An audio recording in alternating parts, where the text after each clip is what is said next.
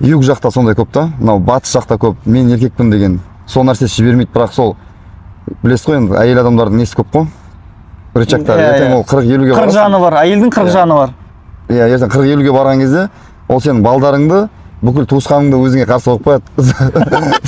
Сол кезде тапшықсен секірген кезде маңырап кетесің көшеде. Лучше ну и нафиг. Инфаркт, инсульт боласың. Инсульт боласың, иә.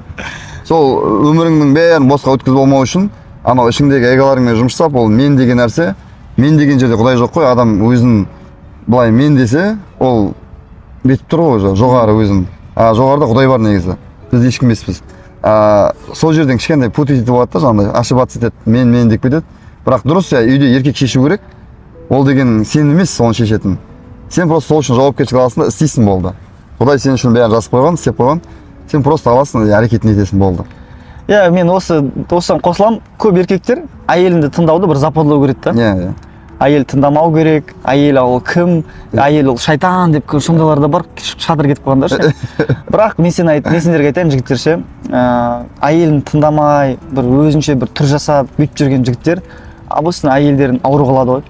В прямом смысле ауру қылады. Сондай әйелін тыңдамай, әйелін маңырап жүрген еркектерде, основном әйелдерде етекпен төмен проблема. Миома матки, киста матки, месяц тоқтап қалған, болезни месячные, немесе вообще климакс ерте пайда болған. Өйткені ана әйел күнде сен ақ айтқандай болып тұр ғой, былай жасайық, істейікші, жасайықшы, алайықшы, там ақша табайықшы, машина алайықшы, шетелге шығайық, анау құлағына өткізе береді да. Понимаете? Екіншіден әйелді не үшін тыңдау керек? Өйткені жаңа Даке дұрыс айтады, Құдай саған напрямую бермейді ғой.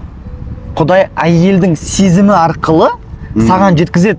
Сенің әйелің сен мен жүріп жатса, квартира алайық, BMW алайық, шетелге шығайық десе, ол значит, сен қазір ойлап тұрсың, қайдан ақша табамын, ол қаяқтан табамын, 2 миллион, 20 миллион, 30 миллион.